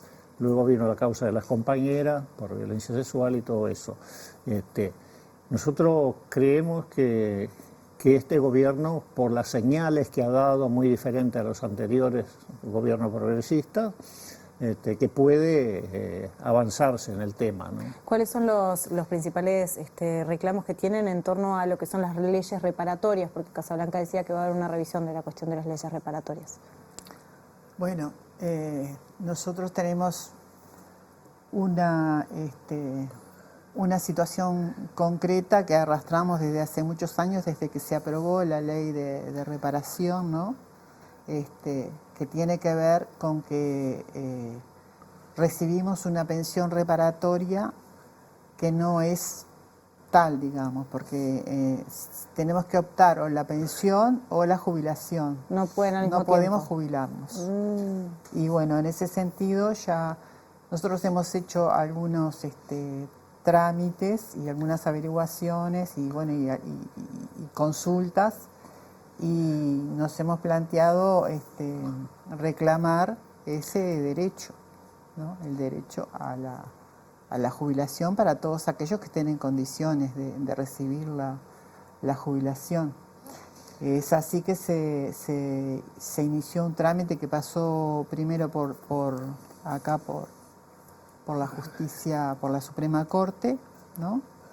Luego nos asesoramos y tenemos algunos casos que son como antecedentes, que son casos individuales. Uno de ellos fue ya finalizado el trámite, una persona que reclamó por una pensión de discapacidad que no podía cobrar y recurrió a la Comisión Interamericana de Derechos Humanos y allí y desde allí se le dio la razón y se le dio la posibilidad de ella negoció con el gobierno y allí hizo un acuerdo. Bien. Y hay otra persona que también está en una situación parecida, pero creo que es por la jubilación, que también está en trámite el tema. Y nosotros en base a esos antecedentes estamos pidiendo que se considere al colectivo, a todos los que estamos como expresos políticos, teniendo que hacer esa opción, pudiendo sí acceder también a nuestras jubilaciones. En el bloque anterior también con Casablanca hablábamos sobre el negacionismo, ¿no? Que son los discursos negacionistas, y esto se lo voy a preguntar a a los tres también quienes reivindican determinadas cuestiones de lo que fue la dictadura, pensando un poco en el trabajo que realizaron ustedes todos estos años y en lo que hace Diego en torno a este archivo. ¿Cómo les parece que influencia la cuestión de la memoria, la verdad y la justicia en lo que es el fortalecimiento de una democracia en este contexto donde hay discursos negacionistas que alzan la voz de una manera cada vez más fuerte? Esto va para los tres. Bueno, yo creo que... Sí, un poquito. Creo que eso refuerza mucho el tema de la democracia, el saber qué pasó en este país, ¿no? Hay quienes están negando lo que pasó, quienes hablaban de los pobres viejitos, quienes hablaban de que acá no habían desaparecido, que acá había muy pocos detenidos, y el tiempo fue demostrando, cuando lo que se dice que la tierra habló, cuando aparecieron cuerpos, cuando apareció los restos del maestro Julio Castro con un tiro en la cabeza, que no es que se habían ido del país, como decían, que andaban por ahí. Eso refuerza mucho en el sentido de que quieran negar lo que pasó, ¿no? Que salga alguien diciendo que desde una cuadra vio el tiroteo con las muchachas de Abril, ¿no? Siendo que era adentro de unos apartamentos y las muchachas no tenían siquiera un revólver, no tenían ningún arma, ¿no? Cosas así, ¿no? Se quiere cambiar la historia, se quiere reescribirla, pero estamos los sobrevivientes de ese periodo, quienes aún podemos hacer la historia oral para seguir contando, más que nada para que se sepa lo que pasó, para que no se vuelva a repetir lo que fue el terrorismo de Estado en este país, ¿no? Es una gran herramienta esa que tenemos nosotros de hacer memoria.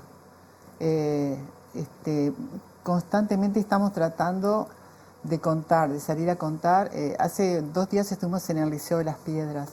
Tuvimos más de 100 jóvenes escuchándonos atentamente. Eso es una especie de enorme vacuna contra la impunidad, contra la no repetición, por la no repetición del terrorismo de Estado, porque es como lo tenemos en la marcha del 20, ¿verdad? Son acciones y son movimientos que vemos que no van a retroceder, que siguen creciendo. Y también por eso es que vemos esas reacciones y ese negacionismo, ¿verdad?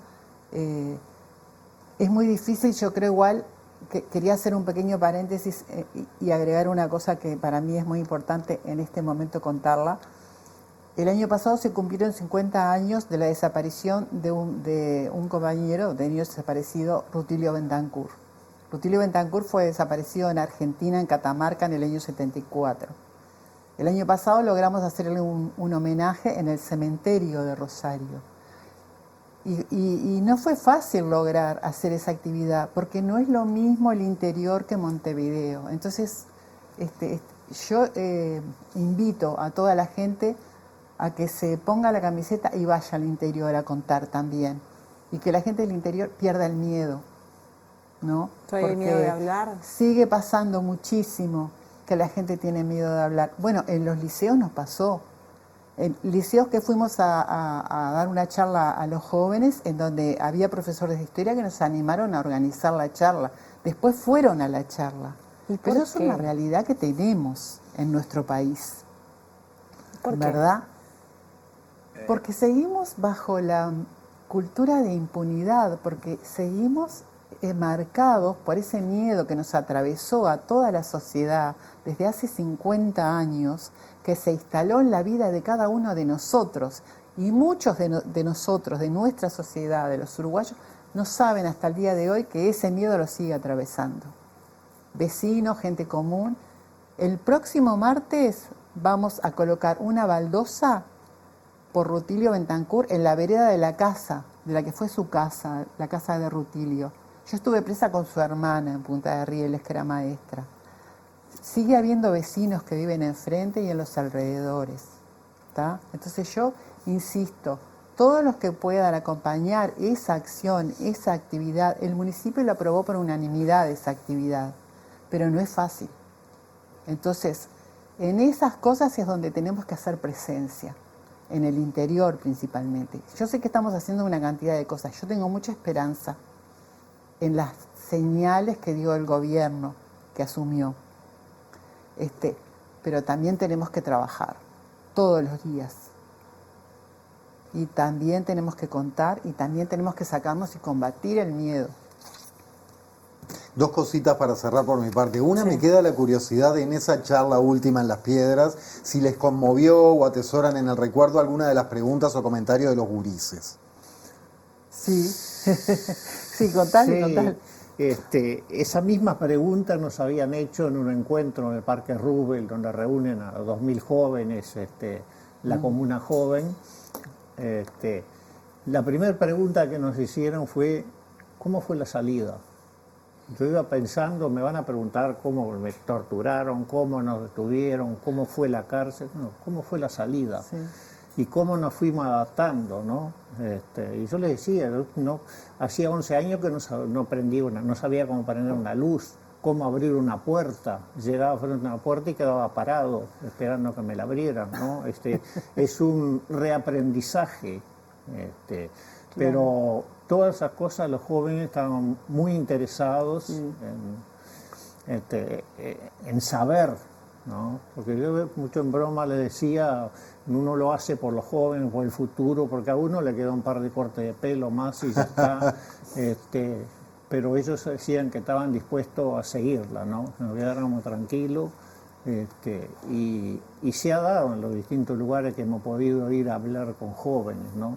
Y la otra era para Diego, a propósito de esto que se venía hablando, del negacionismo y la construcción de memoria, que obviamente el archivo tiene todo que ver, pero vos también tenés tus ideas personales. Para cerrar, lo que quieras decir de eso. Sí, que el desembarco del negacionismo es un fenómeno regional, ¿no? Y es un problema muy grave para mí lo que está sucediendo acá. Pensar, por ejemplo, como candidatos como Roque García, que fue el candidato de Cabildo Abierto para ser intendente, el cual planteaba que los 197 desaparecidos no era la cifra correcta, que no había que sumar, había que sacar gente que había sido desaparecida en otros países, negando la existencia del Plan Cóndor. Que era un gran negocio, dijo también. Exacto. O sea que para mí esto es... no solo es las redes sociales donde se producen noticias falsas, sino que hay actores que tienen cierta relevancia política que lideran este intento de generar aspectos bien problemáticos, ¿no? Por eso para mí es muy importante esto que planteaba Alejandra Casablanca o Gabriel Kilich, ¿no? Historizar. Es imprescindible historizar para de alguna forma combatir la desinformación y generar debates rigurosos sobre el pasado reciente que impidan este proceso de desinformación y estas manipulaciones de lo que realmente sucedió. Diego Sempol, coordinador del Archivo Sociedades del Movimiento, gracias y hasta cualquier momento. Gracias a ustedes. Valdemar. Bueno, ¿Sí? Yo creo que necesitaríamos varios programas para hablar de lo que ha hecho Crisol, ¿no? Desde su participación en foros internacionales, en toda su lucha por lo que han sido las reivindicaciones, cuando decimos que cobramos una pensión especial reparatoria, que es un tipo de pensión de sobrevivencia que no podemos jubilarnos a pesar de tener años de aportes, claro, que fue una de las luchas de Crisol, y seguimos con eso. Vamos a recurrir internacionalmente y ver si logramos un acuerdo con el nuevo gobierno, como ya lo han logrado en otros casos, ¿no? Así que estamos dispuestos a seguir contando la historia, más que nada por el nunca más, ¿no? Livia, Valdemar, muchísimas gracias. Muchas gracias. Les convoco nuevamente para escribir por las crónicas de los años duros, que es una publicación que sacamos todos los años, que ya hemos venido a contar de eso, pero lo recuerdo. ¿Dónde se puede consultar cualquier cosa si quieres Crisol, saber más? crónicas@gmail.com. Perfecto. Allí nos pueden escribir y mandar sus testimonios, sus crónicas, sus historias, para seguir contando, haciendo memoria. Muy bien. Muchas gracias. A ustedes. Gracias a ustedes por estar. Quédense en el próximo bloque. Nos metemos con las polémicas que hay en torno al INC, al Instituto Nacional de Colonización. Ya venimos.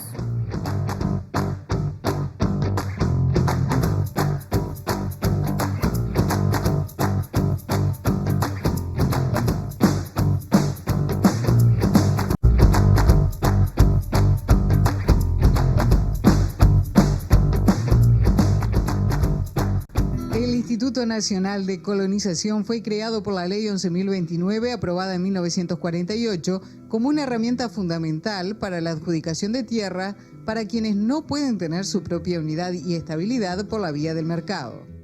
40 años atrás me inscribí con la ilusión de que Colonización me adjudicaran un pedazo de tierra. Yo no pedía extensión de campo, sino que yo pedía, como pequeño productor, con 8 o 10 animales, que era lo que tenía en ese entonces, yo pedía un pedazo de tierra. Porque una cosa es tener campo, y vaya que hay propietarios de campo en gran extensión, etcétera. El ser hombre de campo no es lo mismo que tener campo. Ser hombre de campo significa fundamentalmente haber nacido y haberse criado en el campo. Trabajé muchos años aquí, empecé de peón, casero acá. Digo, nosotros somos empleados rurales, pequeños ganaderos que andábamos prácticamente con los animales en la calle. Yo quiero regularizar esa situación, vender la tierra a los colonos, después vemos cómo se las hacemos, y que sigan siendo productores. Pero discrepo por un tema de ética y justicia social, de que 5.000 personas hayan recibido una cifra de dinero exorbitante, y nadie en realidad tiene tanto merecimiento, más merecimiento, aunque sea hijo del productor, aunque sea, pero nadie tiene tanto más merecimiento como para recibir 3 millones, 2 millones de dólares de apoyo del Estado. Hay gente que odian al Instituto de Colonización. Me hago esta pregunta. La gente no recibe la propiedad de la tierra. La gente lo que recibe es el derecho al uso de esa tierra. La propiedad de la tierra la mantiene el Estado uruguayo. O sea, la sociedad uruguaya no suelta, digamos, los 3 millones de dólares que invirtió en ese campo. La sociedad uruguaya tiene en propiedad, en manos del Instituto Nacional de Colonización, toda la inversión que hemos hecho en estos años. ¿Acaso tienen preocupación que los pobres nacidos en el campo un día puedan ser pequeños patrones de sí mismos? Siempre luchando para ver si podía conseguir un pedacito. Estoy contenta que tengo un pedacito para trabajar, ¿no? Hacía años que esperaba esto, ¿no? Hasta que un día se dio. Todo lo poquito que tenemos fue abrazo. Y ahora estamos muy felices. Tuvimos la suerte de poder sacar un pedacito más de campo acá. 10:25 de la noche de domingo, y Andrés Berterreche precisamente es ingeniero agrónomo y fue presidente del Instituto Nacional de Colonización entre 2010 y 2013. Durante un breve tiempo pasó por el Ministerio de Defensa, fue subsecretario entre el 2019 y el 2020, y también de Ganadería, Agricultura y Pesca.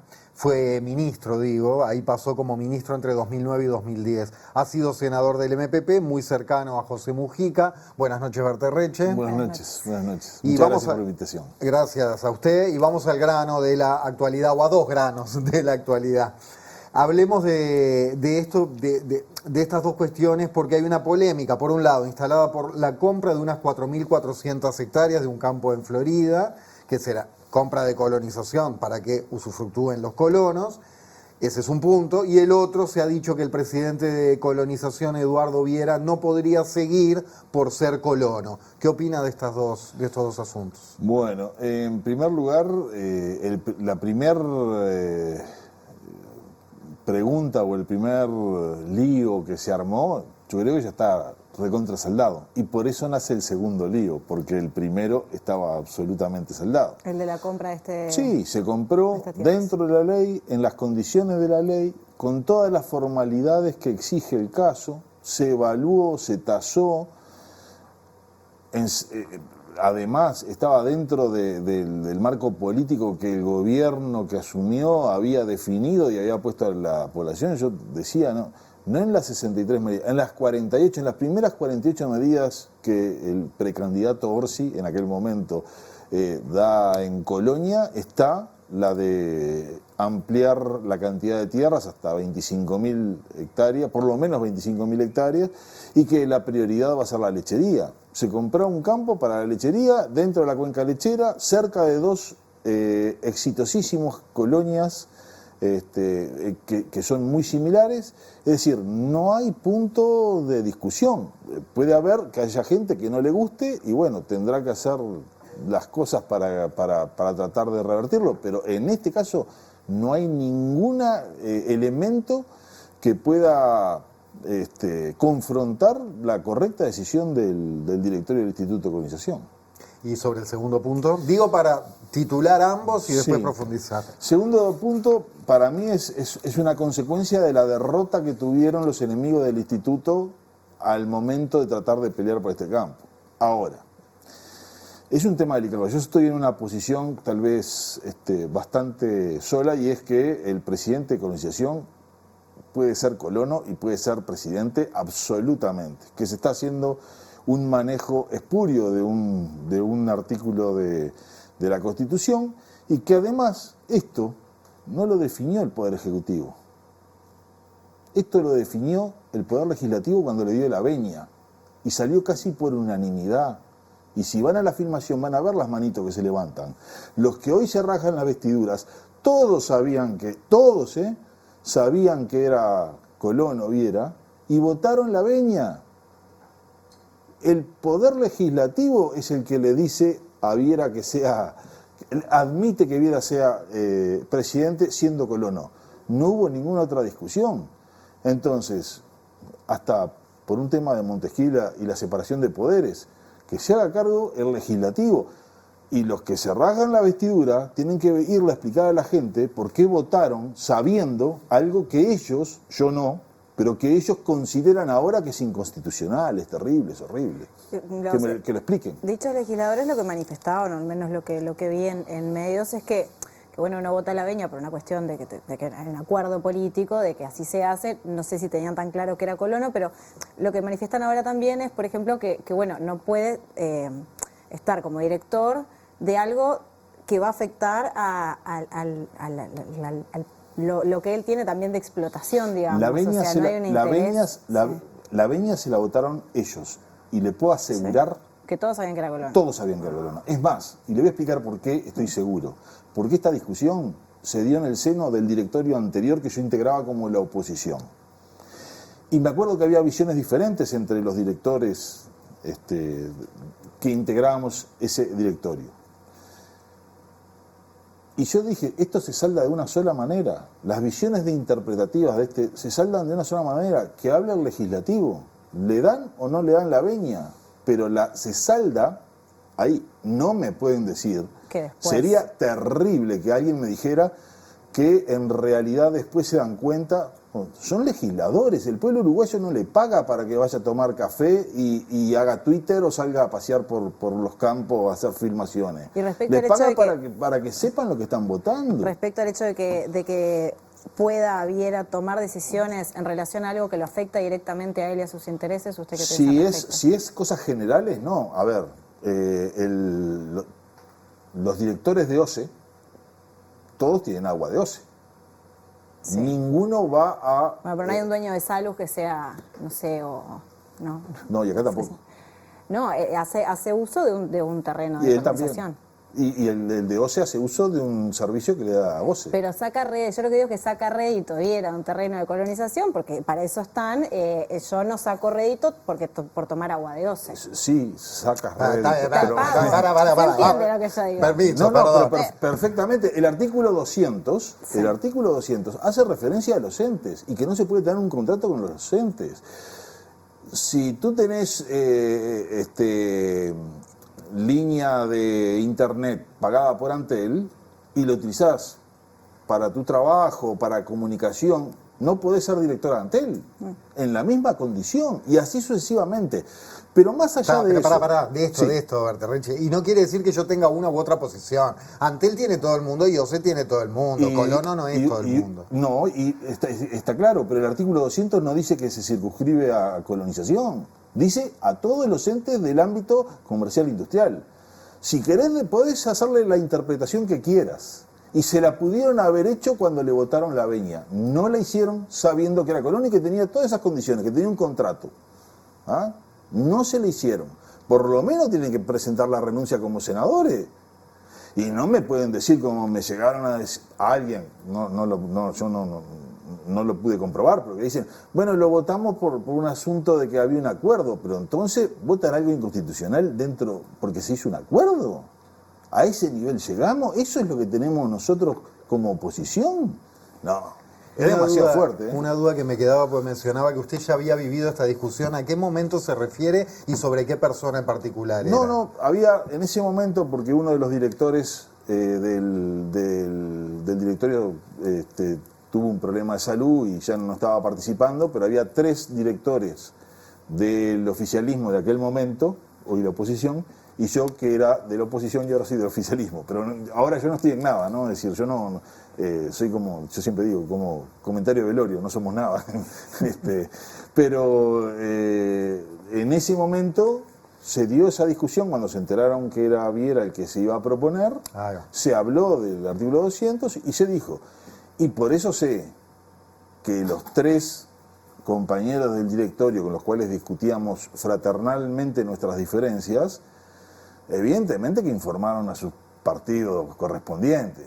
Y si no estamos en un tembladeral político, porque si esa mínima cosa no se hace, bueno, más allá de eso yo mantengo mi posición. Y el artículo 200 no puede ser solamente para el Instituto de Organización, tiene que ser para todos o la interpretación es otra. Y que salga el legislativo. Pero es que ya lo saldó, ese es el problema. No, que en cada caso, digo, salga el legislativo, no ahora, en cada caso. Pero es que ahora, justamente, el planteo que yo hice en su momento es, muchachos, que no es nuestro problema, que lo salde quien va a decidir, más allá del ofrecimiento del Ejecutivo, va a decidir quién integra el directorio del Instituto como presidente. Porque en el caso de colonización solamente el presidente necesita venia, a diferencia de todo el resto de los entes que no necesitan todos los directores venia, acá solamente el presidente. Berterrich, hablemos de por qué se generó tanta polémica en torno a la compra de estas 4.400 hectáreas en Florida. Vamos a entrar también en qué es lo que hay detrás de esto, ¿no? Si es que hay una cuestión ideológica, por qué hay miradas tan dispares en torno a que el Estado compre campo. Pero empecemos explicando un poco, ya que usted estuvo en el INC, ¿de qué hablamos cuando hablamos del artículo 35? Porque en relación a esto que se compró, usted se menciona mucho, por favor. Sí, claro. Y además esa es la base por la cual se dice, bueno, esto está bien comprado, ¿no?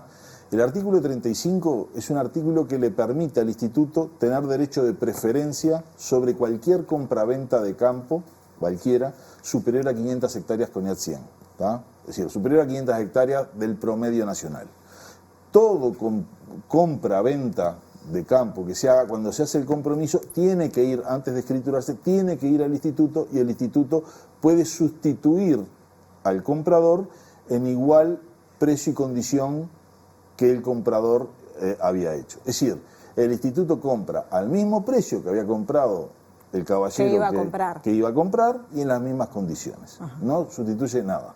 Lo único que de todas maneras se exige, y es correcto, se le exige al instituto que antes de tomar una decisión se lo tase y dio dentro del marco que era aplicable a la compra. Eso se acepta hasta un 5% por arriba y esto estaba en un 2,5% por arriba. Sí, creo, se puede aceptar más, pero en general se dice cuando está más o menos 5, está dentro, claro, porque hay variaciones que pueden ser por muchas cosas, ¿no? Pero en general se hizo todo eso, y se compró por artículo 35, cosa que da mucha más cristalinidad, porque el otro sistema, que es la compra directa, a ver, los directores actuales sabían que se estaba por vender, podrían haber ido y vendérselo al instituto, pero eso de compra directa siempre es más opaco. Entonces el hecho de que el mercado negocie y el instituto sustituya cuando cree conveniente, para el propio instituto, para los propios directores, es mucho más cristalino. Ahí nadie va a ir agarrado al precio. Ahí para la venta de campos, me imagino que también funcionan como inmobiliarias, algo así entre comillas, sí, ¿no? En este caso, ¿quedaría por fuera o también se le hace un pago? Si está dentro de la propia ley, dice, y es una cosa muy discutida, porque claro, se mueve mucho dinero, ¿no? Claro. Una comisión que no es la típica inmobiliaria, debe ser menor, igual mueve decenas, si no cientos de miles de dólares.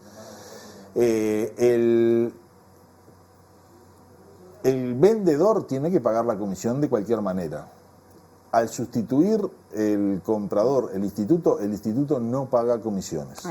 Eso está legalmente instituido. Es más, tuvimos problemas, cuando yo era presidente tuvimos confrontaciones jurídicas al respecto, y bueno, se saldó, no paga, y eso sé que duele al que hizo un negocio, pero bueno, creo que es conveniente y que es la manera de defender los dineros públicos que tiene el instituto también. En el caso de este campo, que estamos hablando de 4.400 hectáreas, ¿a cuántas familias podría favorecer? ¿Con qué objetivo se compró? Usted hablaba, por ejemplo, del tema de la cuenca lechera. Sí, yo no estoy hoy en la planificación.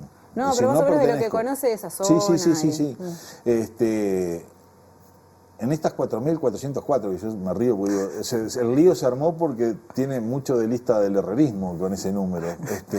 Pero en realidad lo que se plantea es una visión lechera, pero también agrícola lechera. ¿Por qué? Porque tiene suelos de muy buena calidad con posibilidades de riego. Y nosotros ya tenemos varias colonias de este tipo, sobre todo hay una que está administrada por la Sociedad de Productores de Leche San Ramón, que funciona muy bien, que lo que hace es agrandarle el campo a los socios, que son pequeños productores lecheros, sin moverle los alambrados. Lo que hacen es producir la comida en otro lado y llevarle después la comida al tambo.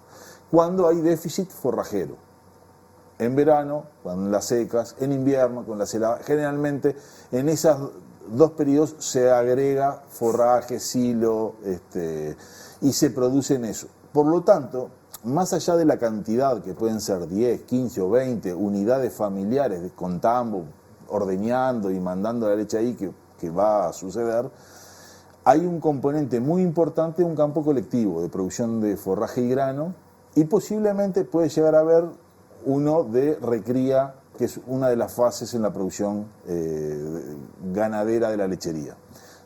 Es decir, ¿cuánta gente va a estar? Y van a ser los que estén establecidos allí, con sus trabajadores, con sus técnicos, con las personas que transportan la leche, con las que la industrializan, con además las familias que se benefician de los campos colectivos, que son generalmente decenas.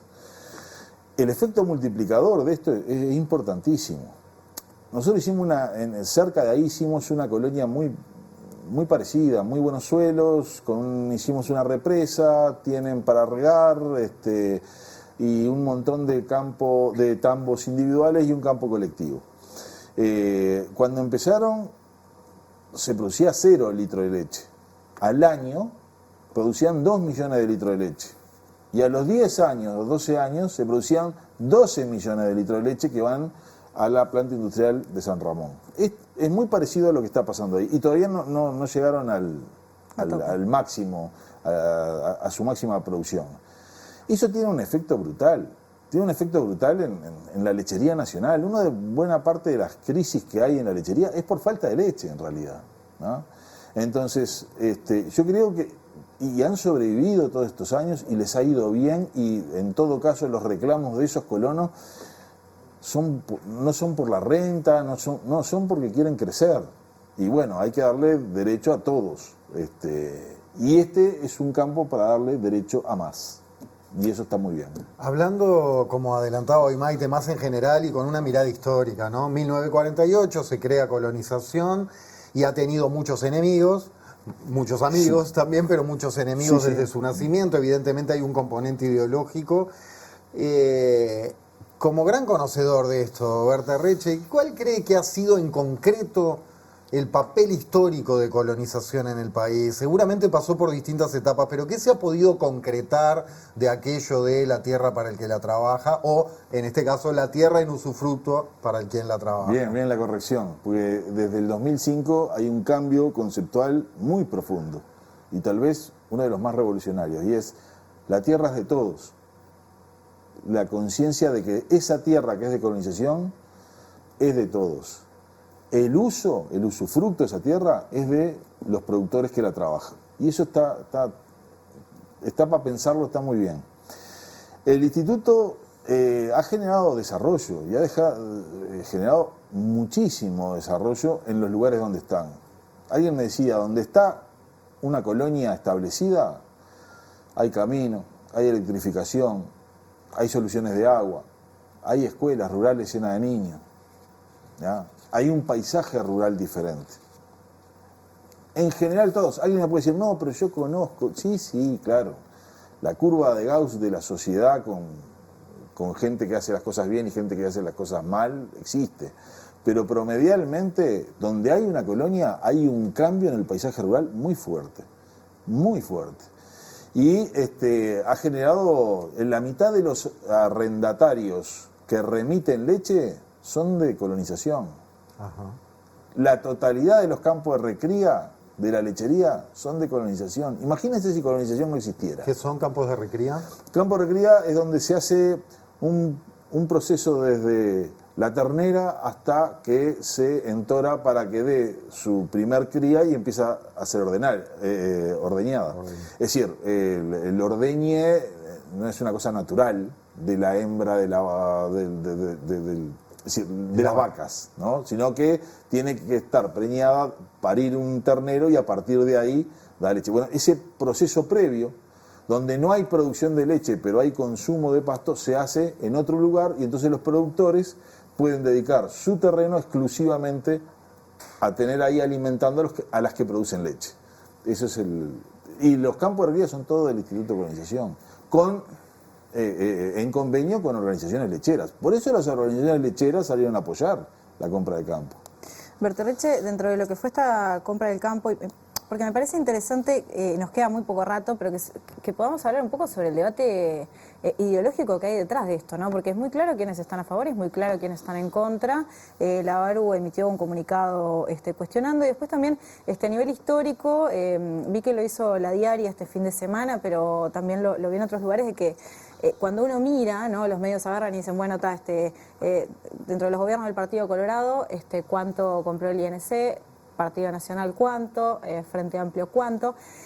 Impacta mucho ver la diferencia, ¿no? del fortalecimiento o no que se le da al Instituto Nacional de Colonización o la política pública pensada desde ese lugar, ¿no? Desde el hecho de comprar tierras, como usted dice, para el Estado y después el usufructo que lo haga otro. ¿Qué ve usted que hay detrás de esto entonces? No, hay una visión claramente ideológica, pero esto arranca cuando se vota la ley. Hay un sector del ruralismo que va y habla con un caudillo de Prosapia y le dice, estás votando una ley soviética.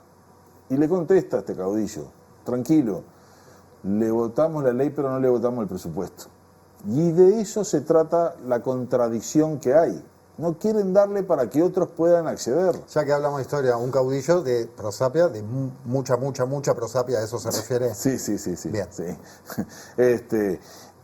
En realidad, el instituto cumple una función que no está bien vista desde una visión absolutamente ideologizada. Porque además dicen, llegué a escuchar de economistas que dicen, gastan tanta plata, o como decía Carrasco, perdón. Se habló de ética y justicia social. Sí, y que dijo, están encima, no, pero no se les da a ellos. Esa plata es de todos. Ellos van a pagar una renta y con esa renta el instituto, a partir de 2005, antes no, pero a partir de 2005 gana plata. Y además tiene exigencias, no sí, es que yo puedo ir y hacer lo que se me canta. Es así. También tiene exigencias los propietarios, los colonos propietarios. Pero con esa plata se compra más campo, se le da crédito a los colonos, porque no es solamente darle un campo.